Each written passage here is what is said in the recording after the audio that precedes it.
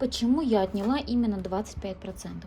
Смотрите, прежде чем начать вязать майку, я обязательно вязала образцы. И образцы я замеряла и до стирки, и после стирки. По образцу мы определяем разницу. Мы понимаем, что будет с изделием после стирки. Вытянется оно или наоборот сядет.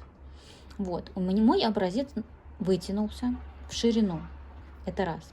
Во-вторых, я учитывала то, что пряжа очень эластичная, она очень хорошо тянется. Я обычно, когда вот такие эластичные образцы, я отнимаю на майку 20%. Но в этом случае мне пришлось отнять больше. Сейчас расскажу почему. Смотрите, связала образец, постирала, высушила, поняла, что он вытягивается в ширину. Дальше я сначала отняла 20% на растяжение, набрала больше количества петель, потому что плотность получается у меня здесь получится больше, если я 20% отниму. И начала вязать тело майки. Провязав какое-то количество сантиметров, да, допустим, там сантиметров 10-15 я провязала, обязательно сделала примерку на себя. И примеряя, понимала, что еще после стирки вот это полотно у меня еще вытянется в ширину. И оно мне оказалось очень большое, когда я отняла всего 20%.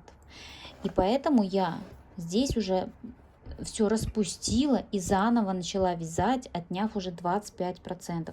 Когда я провязала, отняла 25%, тоже провязала определенное количество сантиметров, тоже сделала на себя примерку, и мне этот образец уже понравился, и я просто дальше продолжила вязать майку. И вот поэтому у меня на вот эту майку, именно вот из этой пряжи я отняла 25%. Обычно я отнимаю на такую эластичную пряжу 20%. Если вы вяжете из какой-то новой пряжи, из которой вы никогда не вязали, обязательно работайте с образцами, иначе вам придется полностью там все перевязывать, и вы будете недовольны своим результатом. Вот поэтому у меня здесь именно 25% на растяжение. И она села на меня просто идеально, прям вообще классно.